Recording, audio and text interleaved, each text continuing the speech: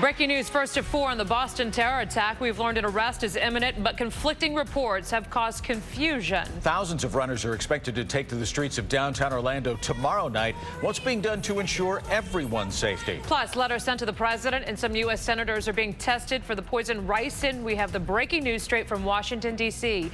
WESH 2 News first at 4 starts right now. Local, live, late breaking. This is WESH 2 News first at 4 in high definition.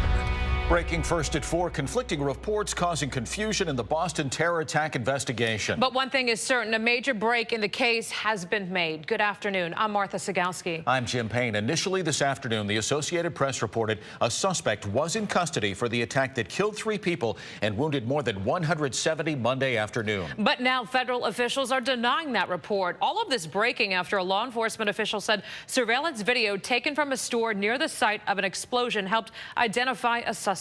Now, when word got out that a possible suspect may be brought to the federal courthouse in Boston, media and throngs of people rushed here. The courthouse eventually ordered a code red and evacuated everyone from the property. About 10 minutes later, WCVB's chopper spotted a police van pulling quickly into the courthouse. Federal officials are not saying whether this has anything to do with the terror investigation. NBC's Jay Gray is working these breaking developments and has the latest now from Boston.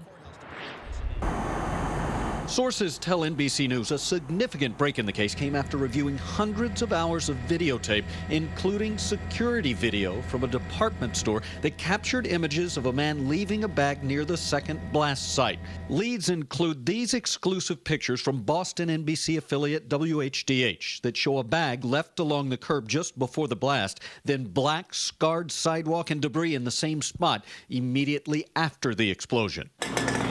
Bomb teams again focused on the crime scene near the finish line throughout the day and uncovered what's been described as solid leads in the investigation. Also today, a new series of photos have surfaced that show remnants of one of the bombs used in the attack and pieces of shrapnel apparently packed into that device. These are hellish and diabolical devices filled with nails and BBs and may be directional.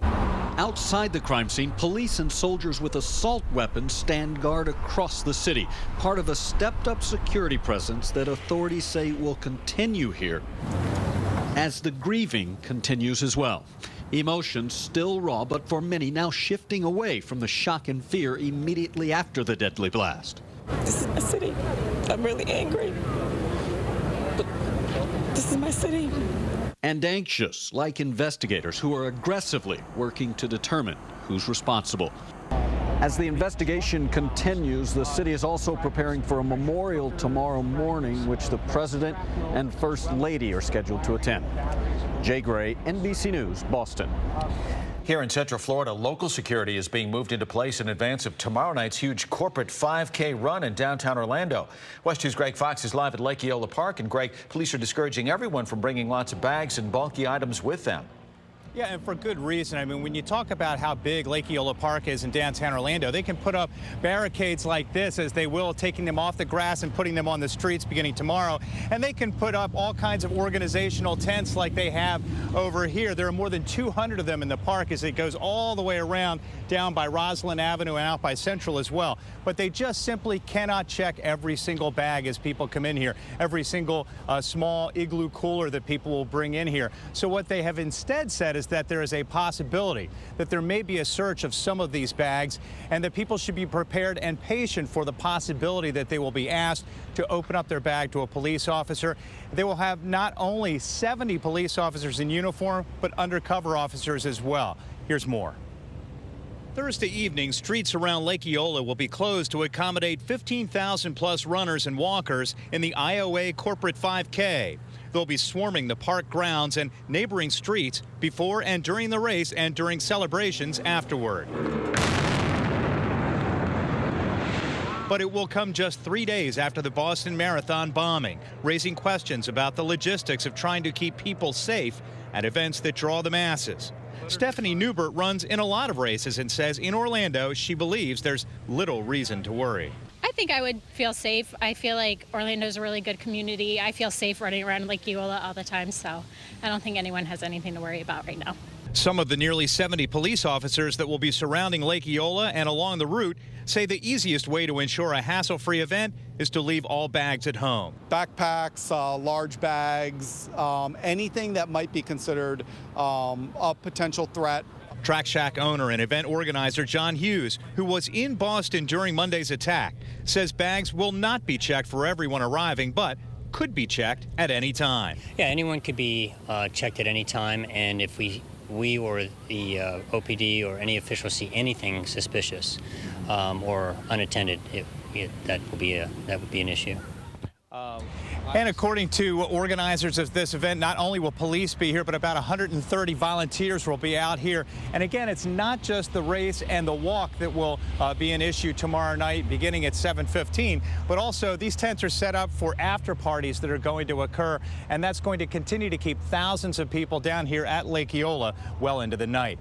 Traffic alert all around Lake Eola beginning after noon to 1 o'clock tomorrow. It's going to be very slow going. Live in Orlando, Greg Fox, WESH 2 News. We will continue to follow this breaking news out of Boston throughout the evening right here on WESH 2. We expect a news conference to begin at 5, which we will bring to you live. Plus, we have real-time updates on the investigation. The latest pictures and video from Boston, both on our Facebook page as well as on WESH.com. We're also following breaking news out of Washington, D.C. after potentially poisonous letters were sent to President Barack Obama as well as a U.S. senator. A preliminary test detected the poison ricin in these letters, but the feds say there are no signs of any link with the Boston Marathon bombings. Officials are also investigating whether these poisonous envelopes were delivered to more senators today. Danielle Lee has the breaking details from Washington. The FBI is investigating 2 letters intercepted at mail processing facilities that initially tested positive for ricin. One addressed to the president, another to Mississippi Senator Roger Wicker. Both read, "To see a wrong and not expose it is to become a silent partner," and were signed "I am KC." A second mail screening facility may also be contaminated with the poison. The FBI will make assessments about these letters and we'll proceed from there once we know.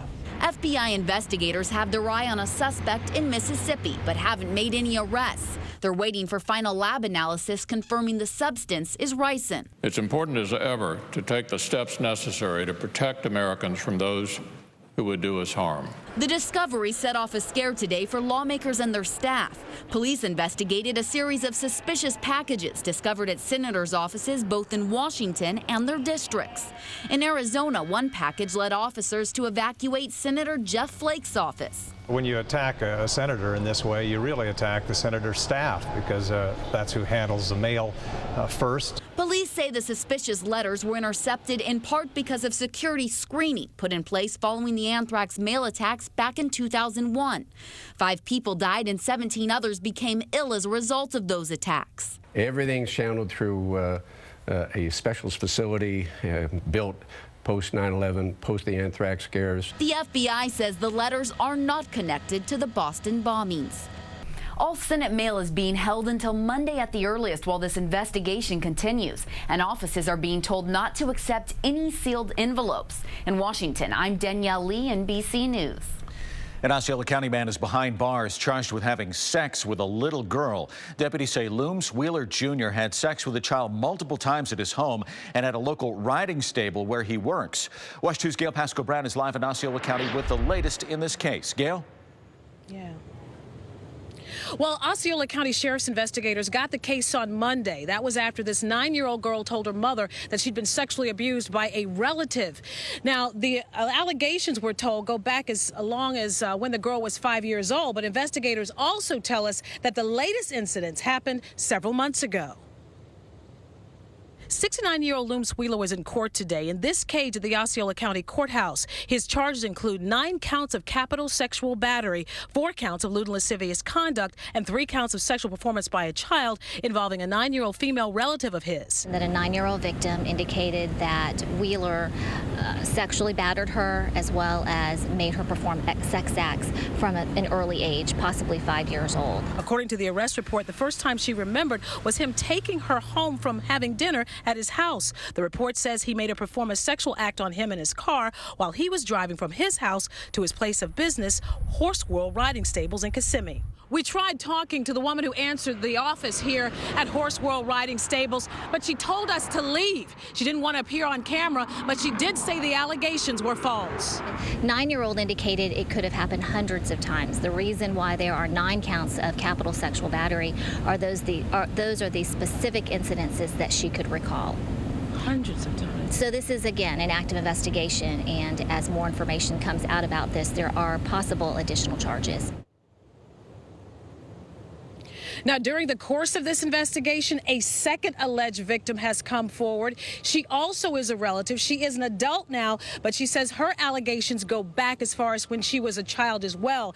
Now, we did ask to request an interview with Mr. Looms Wheeler Jr., but he declined a jailhouse interview. I'm Gail Pascal Brown, live at the Osceola County Courthouse for WESH 2 News. And breaking news this afternoon, we're seeing the last pictures taken of an Orange County man before he was killed. These are pictures of Frank Wright from a Coe McDonald's. The 65-year-old was seen here at 7:24 last Wednesday morning. If you saw him that day, police urge you to contact them or crime line at 1-800-423-TIPS. Wright was found dead early the next morning inside a burning home on Radiant Circle near the Lockhart neighborhood. No arrests have been made in this case. His funeral is slated for 2 p.m. Saturday at the West Orlando Christian Center in Winter Garden. Covering Volusia County, a family is in mourning after a 12-year-old boy was hit and killed by a truck. It happened while he was skateboarding on North Ridgewood Avenue near 10th Street in Edgewater yesterday. WESH 2's Michelle Meredith is live in Volusia County. And Michelle, is the driver here facing any charges? Well, police tell us the driver could face charges, but at this point, no charges have been filed. On U.S. Highway 1, a little cross marks the spot where 12-year-old Harry Green took his last breath. His big sister, Caroline, can't believe he's gone. And he was a amazing little brother. And he was only 12. It was two months after his birthday he died. According to Edgewater Police, Harry died while riding his skateboard on US 1, also known as North Ridgewood Avenue, close to 6:30 Tuesday evening. Police say the boy was traveling south on the shoulder of the road on what's considered the bike lane when 22-year-old Dominic Chuschetti, who was also traveling south in a pickup truck, hit and killed him. Witnesses describe a heartbreaking scene. Chuschetti knew the boy's family. The mother got out, and it was immediately, he was yelling her name and telling me he was sorry, and she was screaming, "You killed my kid." And this was one of the tragic things I've ever seen, man. Like, it was so hard to watch a little kid die like that, you know? Harry Green was a student at Edgewater Public Elementary School. Many of his little classmates came to see where it happened. Parents tell us their children were scheduled to take the FCAT today, but it was canceled. We just wanted to spend the day thinking of our friend Harry and give him our peace and to give him our thanks for being a good friend for us. Back live now. We've watched friends and family bring flowers and balloons to this site all day long. Police tell us they'll know more about possibly filing charges after they get the results of a toxicology report. Live in Volusia County, Michelle Meredith, WESH 2 News. A wild stop-and-stare chase and crash plays out in a local neighborhood. The aftermath and a witness account next on WESH 2 News First at 4. Table after table of toys, books, and clothes. For people with children, this is your chance to save cash. It's a limited time, but they're ready to go. WESH 2's local live late-breaking coverage continues all new at 5 p.m. A jealous rage, a man runs for his life. My neighbor just came to jump my fence and chase me with a machete. The innocent conversation that sparked this bizarre attack, all new at 5. Whenever you wake up. We are on top of breaking news in Orange County. Before you leave home. Big changes in Central Florida. Anytime. Significant backups along I-4. Choose WESH 2 News Sunrise. Weekday mornings 4:30 to 7 and 7 to 9 on CW18. A year-long independent weather study conducted by Weather Rate proves WESH 2 First Alert Weather is Central Florida's most accurate forecast. Local, live, late-breaking. This is WESH 2 News First at 4 with Martha Zagowski, Jim Payne, and First Alert meteorologist Jason Brewer. This is WESH 2 News First at 4 in high definition. Melbourne police say they've arrested a man who went on a drunken rampage. Officers say it all started when they pulled over Philip Rodier late last night. WESH 2 Sion Rhodes joins us now in the studio to show us all what happened next. Well, it started as a traffic stop, but quickly escalated from there. Investigators say Philip Rodier was intoxicated when they pulled him over near Cherry Street and State Road 5. He allegedly became violent and hit the officer several times. Police say he then attacked a woman who was in the car with him and trying to get out. Somehow, as he struggled with police, he regained control of his car and drove off. Officers pursued him until he crashed into a house in the 600 block of Melbourne Avenue, creating a rude middle-of-the-night awakening for homeowners and neighbors. We were worried about the woman because she was in the car crying quite a bit, so we didn't know how badly hurt she was. And we were also worried about what was going to happen to the house because there's a lot of damage in the bedroom. The wood planking is up at the wall. It has a hole in it. Took out the foundation. Yeah. The lieutenant from the fire department said it's probably going to be marked inhabitable for the night. Rodier charged with DUI, fleeing or eluding an officer with serious bodily injury and false imprisonment. The woman who was with him being treated at Holmes Regional Medical Center. Back to you, Jem. Sion, thanks. Kids, especially youngsters, usually grow out of their clothes before they wear them out. Perfectly good toys no longer captivate little boys and girls as they get another year older. It's hard to upgrade without breaking the bank. WESH 2's Dave McDaniel looks at how the consignment craze is the latest recycling trend for young families, and locally, it's catching on fast. For people with children, I'm told it's the consignment sale of the century, whether it's toys, books, or clothes. It's a sale that happens twice a year, and the organizers say it's just between friends. Orlando Highlight is packed. Clothes, toys, books, and games. Just Between Friends has set up shop. Doors open to the public on Thursday. Families have warmed up to the concept big time. A lot of them don't go to garage sales. They don't do Craigslist. They don't do eBay anymore because they know that they can come here twice a year. This is consignment on steroids. Consigners sign up ahead of time, then they bring in the things they no longer need, price them, and wait for the shoppers to arrive. And they have thousands and thousands of quality items to either clothe their kids with, buy birthday presents for. It allows me to have everything for my kids that I could not normally buy otherwise. This was pre-sale day when consigners get a first crack as shoppers. What are you getting rid of this year? Toys and clothes they've outgrown. And what are you looking for? Big kid toys and bigger clothes. She says she'll probably spend nearly every dime she'll make, but she'll save a few dollars back.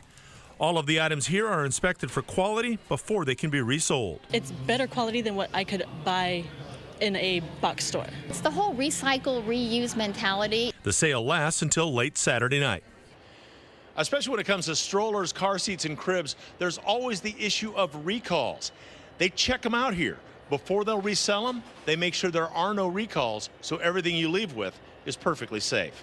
Reporting in Seminole County, Dave McDaniel, WESH 2 News. Looking for a triple stroller there. Yeah. Didn't see one. Get a double with a trailer. Yeah. Yes. Do that. It's dry out there, Jason. A little bit cooler today, and just a sprinkle or two out there. Yeah, a couple little sprinkles trying to come in off the ocean. Not so much around Daytona Beach, a little farther southward than that. Let's go ahead and take a look outside right now, where we have a few clouds coming in off of the Atlantic and a nice breeze off of the ocean as well. Temperatures right now hovering right around 80 degrees at the Daytona Beach Airport. Satellite and radar picture, again, mainly dry, some clouds coming in from time to time, but you get underneath those clouds and there are a couple of little quick, brief passing light showers or sprinkles just hitting northern Brevard around the Canaveral National Seashore, crossing 46 into East Seminole, pretty much drying up right there at about 434. Not making much more progress westward than that. There is a burnout here west of Wedgefield. That's sending some smoke over Innovation Way, the 417, but that'll be improving shortly. A pleasant evening then, mostly cloudy late tonight as the low clouds try to develop again as our winds start to taper down. So that's going to set us up for a better fog chance Orlando northward overnight. A little more wind heading south and east from Orlando should prevent any of the dense fog. But we'll keep a close eye in the morning on that. Right now, 79 to 80 at the coast with those low and mid 80s sprinkled around across the inland areas. So overall fairly pleasant with overnight lows back into the mid 60s. Most spots tonight, 66 in Sanford and Orlando, right around 65 at Daytona Beach. Now for tomorrow, we could see a brief coastal shower in the morning, but it's really that late day sea breeze collision that will likely occur somewhere around I-75. So Ocala through Bushnell down into Polk County, possibly Lake County. Just a slight chance for a shower to creep up late afternoon through the evening as that collision occurs. Most of us stay dry. The farther west you go tomorrow, the hotter it gets. We have an east and southeast wind, so that's going to keep the coast in the lower 80s, right around 87 in Orlando, a little warmer than today, 88 for Claremont. Now for the corporate 5K, we're looking just fine. That rain chance should be west of downtown. So we're going to have 80 degrees at the start, upper 70s about 8:15 there, an hour after the race starts, and just fine there for the event tomorrow evening, downtown Orlando. Thursday, again, mainly dry. It's later on Friday we'll begin to see that shower and storm chance creep back in as our sea breezes develop and collide somewhere across the interior and drift back over toward the coast. All right, 7-day forecast then. The low clouds, the fog in the morning, mainly the northern areas favored for fog, and then partly cloudy with just that stray shower out west tomorrow afternoon. Little better chance for a sea breeze storm by Friday afternoon and evening, because here comes our next cool front coming in Saturday, stalling out over the weekend. And that's going to boost those rain chances. I'll talk much more about that. And, of course, your coastal outlook coming up. Back to you. Jason, thanks a lot. News conference takes a surprising turn when a woman is hauled away in handcuffs. We're going to show you what she wasn't wearing, plus a standoff on the roof with police caught on camera, how officers were able to take this guy down. And dozens of skiers try to break a world record. Find out why this amazing bat flick did not make the cut. It's good, though. Here it comes again. A standoff between a suspected car thief and police ends in a hail of gunfire on a rooftop in central Japan. And this whole situation was caught on camera. When officers tried to arrest the suspect, he climbed onto the roof of his apartment with a woman. As police approached him, he threatened that woman with a knife. After a struggle, police shot the man in the foot and were able to get him down. They're still trying to figure out his relationship to the woman. A news conference about litter turns into a bizarre situation. A woman appeared sporting nothing but her bra and underwear. Oh, my. And she had on some walking shoes, apparently. Officers in South Carolina quickly handcuffed her and escorted her away. The 42-year-old woman was charged with disorderly conduct. No word on the reason behind her half-naked frolic. Don't look at me. Stop looking at me. A Georgia man may be a little sore today after he got stuck in a well. The man was working on a water line when he slipped on mud and fell feet first into the well. He was stuck 50 feet down. This is an aerial view of yesterday's rescue. I wish my producer had told me that that video was coming up. He was taken to the hospital, but did not have any serious injuries. Hey, at least you weren't at the news conference.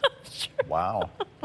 Big group of skiers flipped out for the end of the skiing season. Check this out. 30 skiers held hands, sped down a hill in Quebec, Canada, and did a backflip, sticking the landing. They spent 2 hours preparing in small groups before they tried the big jump. So they were hoping for a Guinness World Record, but apparently they missed the deadline, so they'll have to try again next year. It looked good, though. Yes, it did. You okay? I think I've got a handle on myself now. Okay, good stuff. There they go. And down they go.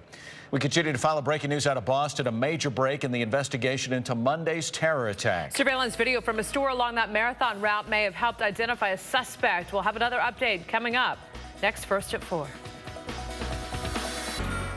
Closed captioning sponsored by Bogan Munz & Munz.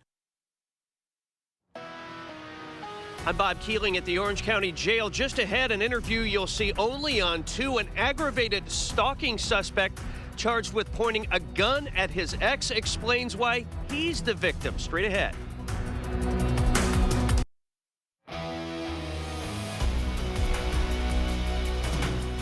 We continue to follow breaking news out of Boston. We've learned there is a significant break in the case of who set off 2 bombs at the finish line of the Boston Marathon. Leads include these pictures that show a bag left along the curb just before the blast, then black scarred sidewalk and debris in the same spot immediately after the explosion. A law enforcement official says surveillance video taken from a nearby Lord & Taylor store has helped investigators identify a possible suspect. We have yet to see this video.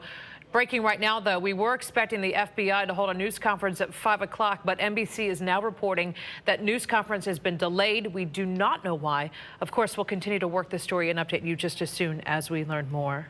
Covering Orange County, one man is dead after an overnight shooting, and right now Orlando police searching for clues about who pulled the trigger. Police say the 32-year-old was shot on Cadogan Avenue in southwest Orlando. WESH 2 Stuart Moore spoke to neighbors who were stunned by the shooting. Investigators say they got a call around 4:30 in the morning in this Orlando neighborhood that a man had been shot. When they got here, they took him to the hospital. He was pronounced dead. Police say that they arrived in this neighborhood on Cadogan Avenue shortly after 4:30 when that call came in. They found the man bleeding, fighting for his life. He would later die.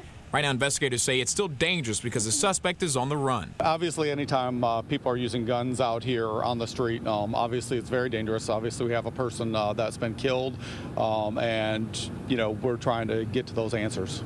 Neighbors who spent the morning watching investigators scour the scene said they knew the victim and never knew him to be in conflict with anyone. Well, he was a good dude, man. Everybody liked him. You know, he was good people. Police are also looking into whether or not shell casings found on this street are connected with this murder. They say that shooting happened around 10 p.m. Tuesday night. And a car found burning a few streets away could also have played a role in this shooting. The man we spoke to says he believes it is all connected. Everybody loved him. You know, he was a good guy.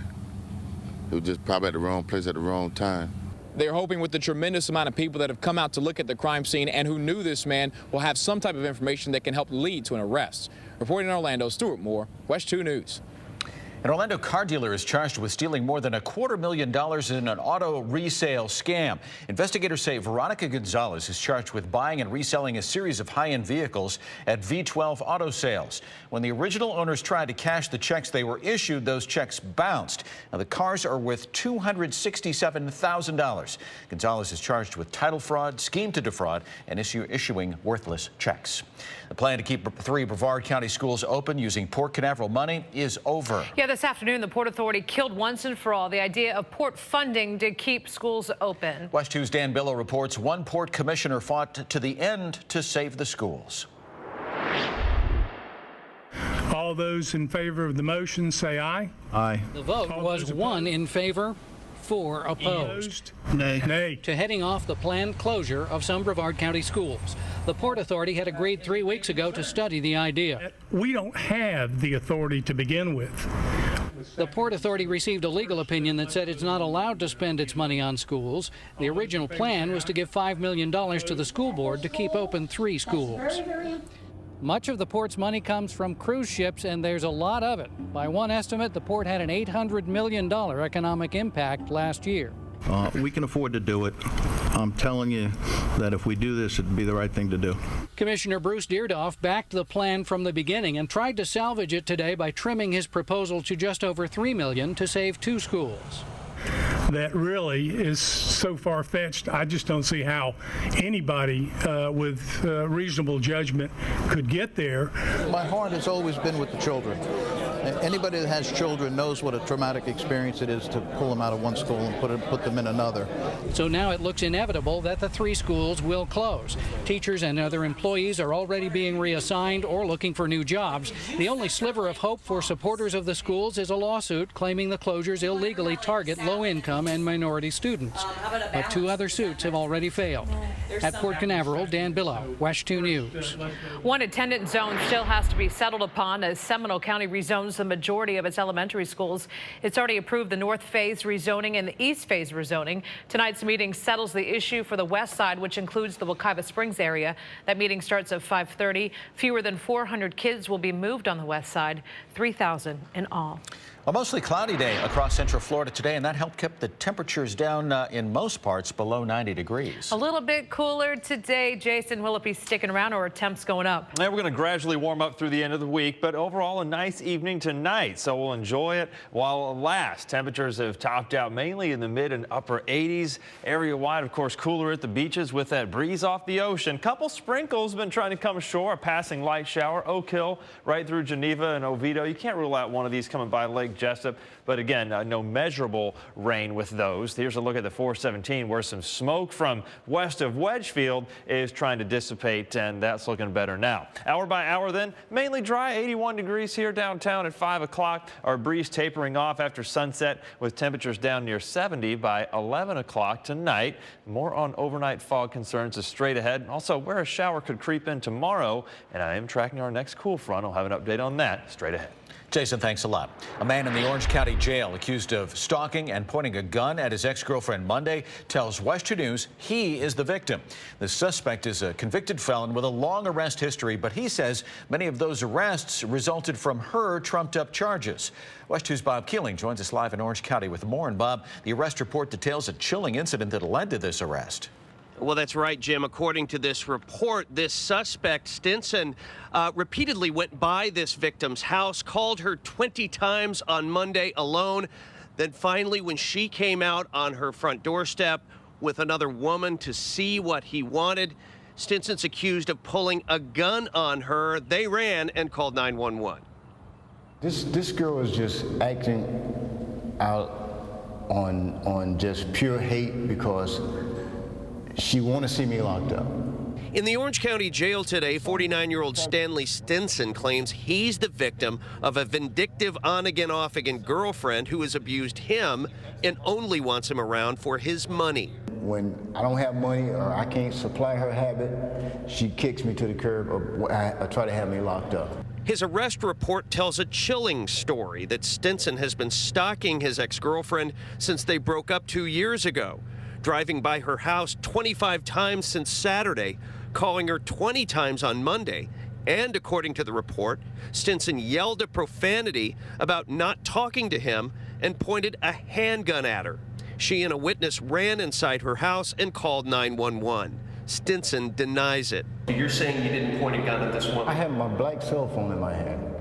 But that witness to the incident, as well as the victim, signed sworn statements alleging it was a gun Stinson pointed at them, not a phone. They're always going to say I had a gun. I mean, they always lying on me. I mean, Okay, so you expect they're both going to say, oh yeah, I saw the gun? Yeah, they're going to say that. True enough, they're going to say that. Now, Stinson has a long criminal history. He is a convicted felon. According to this report, he has several prior arrests related to dating violence involving this victim. Again, he says those charges were later dropped and they were trumped up by her in the first place. All new at 5 o'clock, a reaction from advocates for stalking victims as to why a situation like this should never get to this violent point. Reporting live at the Orange County Jail, Bob Keeling, WESH 2 News. A final goodbye to Margaret Thatcher today. The former prime minister was laid to rest in London. She was given a ceremonial funeral with military honors. Though not officially a state funeral, it is the largest service seen in Britain since the death in 2002 of Elizabeth, the Queen Mother. The Queen and global leaders pay their respects during the service at St. Paul's Cathedral. Thatcher was Britain's first woman to serve as prime minister. The 87-year-old died last week from a stroke. The bipartisan deal to expand gun background checks fell short of the votes needed on the Senate floor. Breaking right now, 60 votes were needed to pass the deal that would have expanded the rules of gun background checks for gun show purchases and guns purchased online. But the deal fell short, 54 to 46. American Airlines is saying it's sorry for the system meltdown that left thousands of passengers stranded. It was so bad, the CEO actually posted an apology on YouTube. We experienced a system-wide network outage, causing flight disruptions and inconveniencing many of you. And for that, we are very sorry. American and American Eagle canceled nearly 1,000 flights and delayed even more yesterday. A massive computer problem caused the system failure. American says everything is up and running. In less than an hour, a private company will try to send a rocket into space, and it won't be from Central Florida's Space Coast. Orbital Sciences plans to launch the rocket from Wallops Island, Virginia. If the test launch is successful, the company plans to eventually use rockets to send supplies to the International Space Station. Those launches could begin this summer. Tonight's launch is at 5 p.m. Smartphones are under attack. How hackers are causing millions of cell phone bills to climb without you understanding why you're shelling out more money. Plus, bed bugs are a nuisance and extremely tough to get rid of. Why researchers think the secret to getting rid of them lies with a kidney bean. WESH 2 Traffic, sponsored by your Southeast Toyota dealers. WESH 2's local live late-breaking coverage continues all new at 5 p.m. A jealous rage, a man runs for his life. A neighbor just came to jump my fence and chase me with a machete. The innocent conversation that sparked this bizarre attack, all new at 5. Next, ET, Valerie Bertinelli's terrifying connection to the bombings. That's what my family was doing 3 years ago. Then meet Bradley Cooper's young girlfriend, almost half his age. Next, ET. Watch WESH 2 News Sunrise with Jason Guy and Meredith McDonough. Local, live, late breaking. This is WESH 2 News First at 4 with Martha Zagowski, Jim Payne, and First Alert meteorologist Jason Brewer. This is WESH 2 News First at 4 in high definition. Harris Rosen is a name well known in Central Florida. The hotel owner has used his self-made success to help others. WESH 2's Meredith McDonough has his story. A local neighborhood has seen a big turnaround thanks in part to the efforts of one generous man. You may have even been to one of his hotels. Hospitality means big business here in Central Florida, but to Harris Rosen, it's much more. Hospitality really is appreciating a fellow human being. Rosen grew up in the slums of New York. Now he runs 7 hotels in Orlando, but says that's not his biggest achievement. Came to the realization that I really had to now say thank you. About 20 years ago, Rosen decided to pay it forward. So he did what he knew best, shared his hospitality with a community in Orlando. Drug infested. People are afraid to walk through the neighborhood. 20 years ago, I was ready to move out. But Georgia Gordon did not leave Tangelo Park. She stayed and says it changed for the better. Harris Rosen began paying for daycare in the community of about 3,000 people. And as the kids got older, he offered free tuition to state colleges. Gordon's daughter benefited. It's one thing to offer a scholarship to one person one time, but continuously for over 20 years to continue to provide this type of incentive for people to go to school, I think is absolutely wonderful. Rosen says he just hopes other private donors will step up and follow suit. We've given these kids hope and given their families hope. And hope is an amazing thing. Harris Rosen's project of spreading hospitality through education cost about $10 million over 2 decades. In the newsroom, Meredith McDonough, WESH 2 News. You will soon start seeing changes when it comes to how movies are rated. The goal is to help inform parents about violence in films. Now, this new system will give a better description as to why a movie received a certain rating, like PG, PG-13, or R. This comes after the White House called on the industry to help parents monitor violence in media since the shootings in Newtown, Connecticut. We have just learned how vulnerable smartphones are to security threats. Mobile security firm NQ Mobile says nearly 33 million Android devices were targeted by spyware and viruses last year. The experts say apps, fake web addresses, and something called smishing are the top 3 culprits. Smishing is an attack on your usage that runs up your bill. Bed bugs are a nuisance and a health hazard that are extremely hard to eradicate. Teams of researchers from around the country are working on a possible solution using a bean plant. Experts say a single kidney bean leaf can trap and kill a bed bug. The tiny plant hairs pierce the bugs and cause them to die. Now the researchers have teamed up with a company that is working on a product that would mimic the beans. In Europe, some 40, 50 years ago, one custom was to throw bean leaves under the bed at night, and then the next day take those leaves and destroy them. No word on when the product would hit store shelves. Bed bugs do not ordinarily transmit disease, but the bites can cause skin irritation and other infections. What if you just ate the kidney beans? Wouldn't that drive the bugs away too? I just get itchy every time we do those stories. Yeah, they are kind of creepy, aren't they? Weather situation, good, could be better, but I don't think anybody's complaining. No one is complaining, although it feels like we did skip spring and go right to summer, Jason. Yeah, warmed up, didn't it? We hit 90 a couple of days there, Sunday, Monday, and finally today we've managed to come back down into the mid-80s in many locations. And in fact, it's been some dark clouds rolling in. There's a look now from a picture we got on Twitter there of Seminole County. Some clouds thick here off the ocean, maybe a sprinkle underneath those, but most of us are dry. You see a few of those clouds off the Gulf, a few off the Atlantic, and right down into the radar view, we do see at least that little quick sprinkle from Oak Hill back around Geneva. There on the west side of Lake Jessup, just a brief sprinkle passing through. The gusty winds off the ocean up around 20 miles an hour on the gust, helping to bring the numbers down just a hair more today. 1-2 degrees cooler most spots. Most noticeably, though, I-75, where we've finally managed to come off of the 90s. We're sitting at 86 in Leesburg right now, 84 at Orlando International, and 79 at Cocoa Beach. Now, overnight lows will be into the mid-60s just about anywhere you go. A few upper 60s may hang around in Brevard and some 70s on the barrier islands. The fog concerns mainly Orlando north and west is where we'll watch out for that by tomorrow morning. Some low clouds, they'll break up again, and we'll be warming up a little bit more tomorrow. Some more upper 80s back along the western tier from the Villages to Claremont, 87 around Orlando, 82 at Daytona Beach tomorrow. Our surf temperature running about 69 at Daytona Beach. The rip current threat is still with us there, so overall pretty good beach weather. Not quite as breezy as today, but still a moderate chop for the boaters and 3 to 5 foot seas. Now, Futurecast, we wake up dry except for maybe a sprinkle along the coastline. We're mainly dry through the day tomorrow.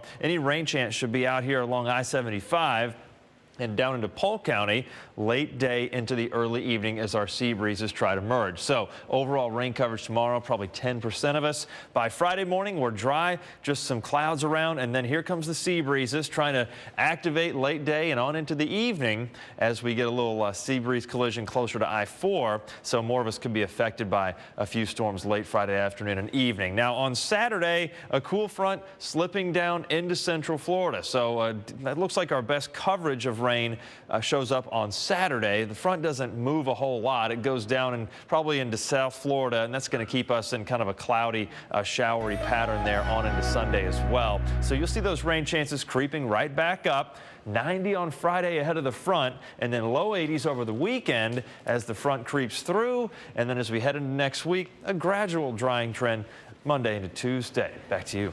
Jason, thank you. We continue to follow breaking news in Boston. The FBI has delayed a news conference which was scheduled to start at 5, discussing new developments in the terror attack. This as the Associated Press reports that law enforcement officials have an image of a potential suspect. The official says detectives made the discovery while poring over photos and videos. We're following all of these breaking developments. We'll have a report for you coming up on WESH 2 News at 5. Then at 6, new efforts to keep us safer here in Central Florida. We're going to show you the special training for one local police department when it comes to dealing with explosive situations. Anything viral when you are pregnant can be a bad thing. I believe it. But just ahead, we're going to show you a pregnancy picture that's making people around the world smile. Even though Mother's Day is a few weeks away, one South Dakota military mom got her present a little bit early. And her 10-year-old son got the surprise of a lifetime. With the help of family, friends, and an entire town, Tara Mays started planning a surprise road trip months ago. She works on a destroyer cruising on the high seas thousands of miles away. Her son thought he was going to a ceremony to honor members of the military, and then his mom walked out. Very exciting. Very exciting and sad because I really missed her. His mom, Tara, will be in town until Saturday, but in May, she'll be stationed in Mississippi for shore duty, and her son will be going with her. A Missouri couple's pregnancy picture is going viral. Take a look. You can see a man embracing his belly like his pregnant wife is doing with hers. The mother-to-be had no idea what was going on behind her until her photographer gave it away. Just started laughing uncontrollably, and I was like, what is going on? And when I turned around, it was my husband doing silly poses. I probably did what most guys would that have a beer belly would do, and just that anybody that has a sense of humor anyway. On Facebook alone, the picture has received almost 100,000 likes. The photographer says it's unscripted moments like this that make her job something that she loves. You can see why that one's flying around the internet. That's great stuff right there. Los Angeles International Airport is going to the dogs. Really? It just launched a new program called Pets Unstressing Passengers, or PUP for short. Dogs just wander around the airport. The goal is to have them ease tense passengers as they wait for their flights. Research shows pet therapy helps relax people, decrease blood pressure and heart rate. And put smiles on faces, too. Definitely. That's unofficial research there. Breaking tonight, a possible bombing suspect spotted. Next at 5, the big potential breakthrough in the Boston terror attack investigation. Plus, confusion at the Boston federal courthouse. Throngs of people gather after conflicting reports that a suspect was in custody. We'll tell you why the courthouse was evacuated.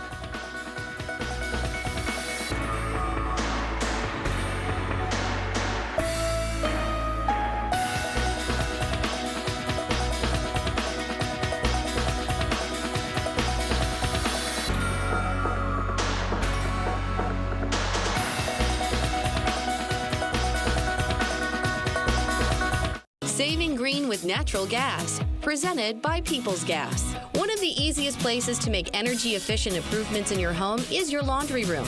With the natural gas dryer, your clothes dry in nearly half the time, which saves money on energy, plus there's less wear and tear on your clothes. Don't forget to clean the lint filter after every use and check the vent for lint buildup every 3 to 6 months. To learn more about how you can start saving green with natural gas, go to WESH.com/energy savings, sponsored by People's Gas.